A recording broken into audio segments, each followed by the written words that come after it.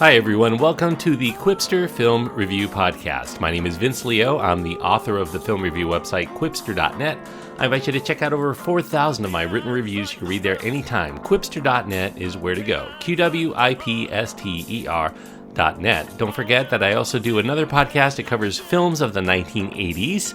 A fun show and very informative, a lot of history, a lot of trivia there. Just search for Around the World in 80s Movies wherever you're listening to this right now, and you'll probably find it. Today I'm going to be looking at a film that is in a few theaters, but it's also on VOD right now. It is called Dragged Across Concrete. It's the latest film from writer-director S. Craig Zahler. It stars Mel Gibson and Vince Vaughn primarily. Tori Kittles gets a sizable supporting role. Laurie Holden, Michael J. White, Thomas Kretschmann, Tatiana Jones, Jennifer Carpenter are also in the film. Don Johnson also has a small role in the film too. It's an R-rated film. It does have strong violence, grisly images, language, and some sexuality and nudity. The runtime is a whopping 2 hours and 39 minutes. Now, Dragged Across the Concrete is writer-director S. Craig Zahler's further exploration into the seamy underbelly of American society, particularly through the prism of how that experience causes some ripple effects that can throw even innocent people into the wake of those criminals. Most of the action follows the exploits of two cops in this fictional city of Bulwark, the older burnout Brett Ridgeman, played by Mel Gibson, and his younger partner, Anthony Lurasetti, played by Vince Vaughn. They get suspended from the force for a couple of months after they're caught on camera going a little too far in roughing up a suspect in the current environment that frowns on the perception of racial profiling.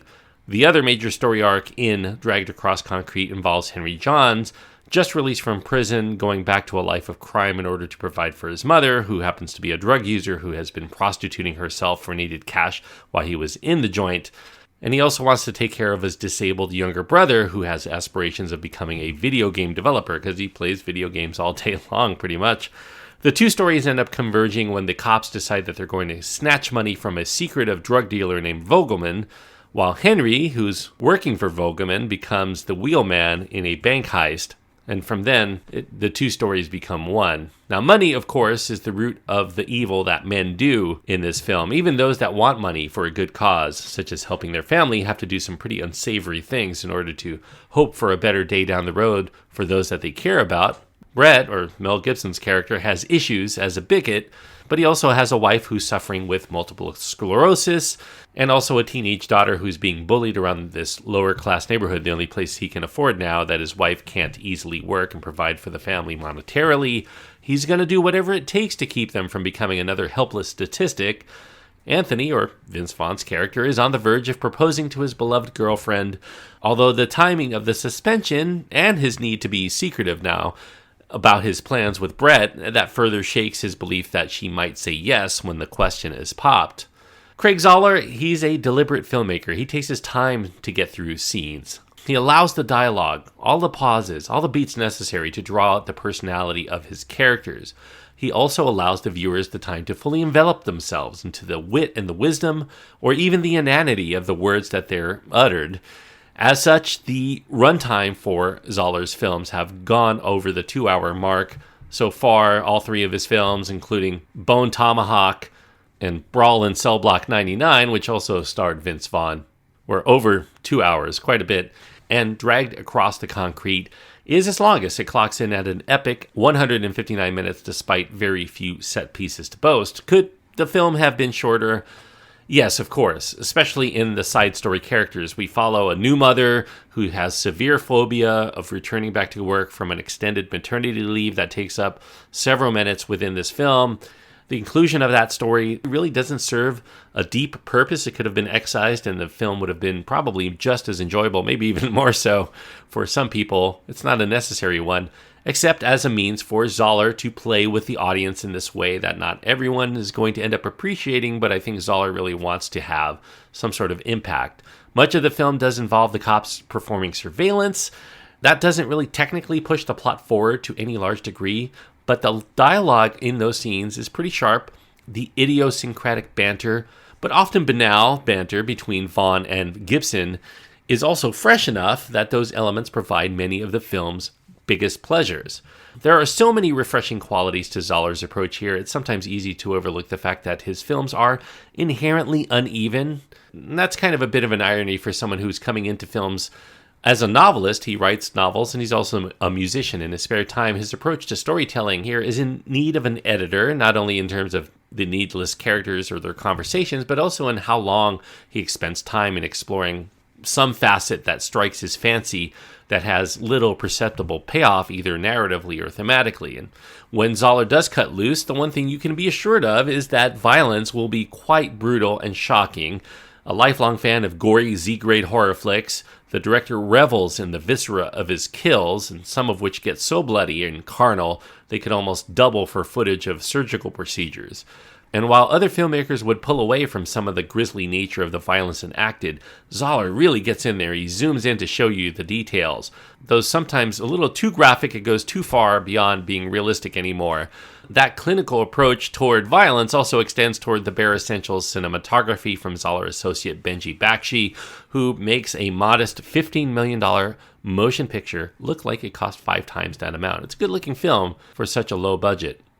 Now, this is a movie that puts us in a fairly unenviable position of having to root for people who are not good themselves, mostly because their enemies are so vile, and the motives of the people that we root for are beyond personal greed alone.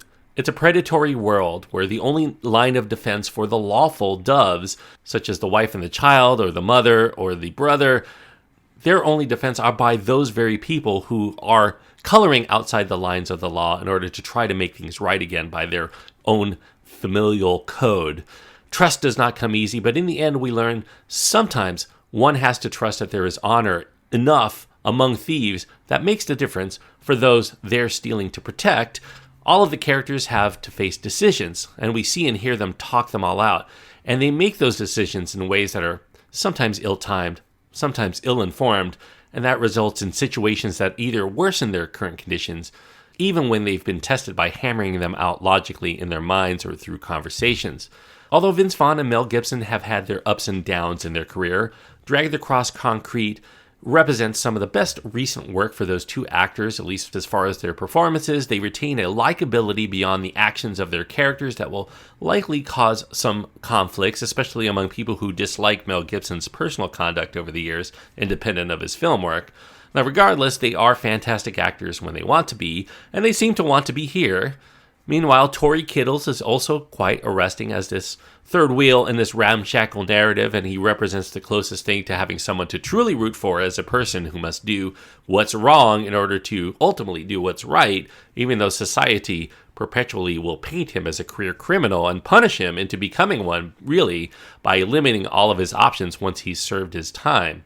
Now, many critics have tried to draw their own political reads on Craig Zahler's films, partially because some of the racial dynamics among the characters he's written, and also partially because of the actors that he's cast. Mel Gibson triggers this the most. Vince Vaughn, also a conservative actor in the business. But Zahler has maintained that the worlds that he creates are apolitical, even if some of his characters have a certain point of view that can be construed as political.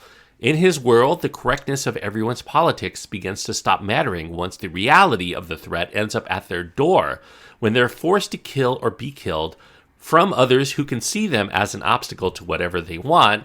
It's then that idealism that they might have stops and the realism starts for those characters, at least until it gets to a point where even the realism stops and Zahler's brand of ultra-brutal savagery starts, with the blood and the viscera pouring out onto the screen in a completely matter-of-fact fashion that is both visually shocking and somehow emotionally sterile at the same time. Perhaps the only other filmmaker who would delve this far into the graphic violence within everyday society, at least working today, coincidentally, is Mel Gibson himself. Others may try to label, but I don't think Zahler really cares, because a fiction in which the world is full of either noble white hats or black hats who always get their comeuppance in the end doesn't really jibe with the real world around us, and that world is not caring or logical or motivated by political correctness. Idealism is corrupted by self-enrichment and or self-preservation. Now, you may disapprove of this kind of filmmaking, of course, especially if you think that fiction should try to ultimately uphold political and moral ideas for its viewers, but That's not what Zahler is interested in. He seems very content with giving people what he wants rather than what they want. He's more interested in the minutia that governs our lives than in providing big picture grandstanding in order to make overt political points. So by the end, we're put into this position of having to hope for the best for these gray hats who are flawed or corrupt or amoral, which does make for an uncomfortable experience for those who want a belief that this world still has its unsullied heroes out there to always save the day. Criminals here are flawed, of course, but so are the protectors, and the best that we can hope for is for their fight not spill over onto our front doors. We may wish for a world in which everyone's trying to keep on the up and up, but dragged across the concrete's bulwark, everyone's just flailing desperately to keep from sinking further down. I did like Dragged Across the Concrete. I actually have liked all of Craig Zahler's films so far, even though they are very challenging, overlong. They have a lot of excess to them, but to a certain point, that also becomes part of their appeal. He's able to kind of peek and poke into seeing into the nooks and crannies that a lot of other filmmakers would gloss over, and that makes for a refreshingly different kind of movie making. And that means it's also not to everyone's taste, especially for people who really recoil from graphic violence, which happens to be in all of his films, and you certainly get that one in Dragged Across Concrete. I'm going to give it 3 stars out of 4. 3 stars on my scale means that I do recommend it for people who like this kind of movie. If you like your thrillers, your dramas with a lot of wit, a lot of banter, kind of into the Tarantino realm of filmmaking, you'll certainly get some of that here. Good performances by Gibson and Vaughn. Obviously, they've lost a lot of fans over the years. But I do think that they are very strong in this movie, and I really like them here, regardless of how you may feel about them personally. So 3 stars out of 4 is what I'm giving Dragged Across Concrete, currently, like I said, on VOD. Thanks everyone for listening. I hope that you enjoyed this review. If you did, I do encourage you to click the subscribe button if you haven't done so already, and you'll get my reviews as they come out throughout the course of the year. If you have anything you want to say about this film or any other movie, you can find my contact information at my website. That's at quipster.net, QWIPSTER.net. Until next time, thanks everyone, and please enjoy your time. Anytime you get to go to the movies or you're just watching a cinema-worthy movie on VOD at home.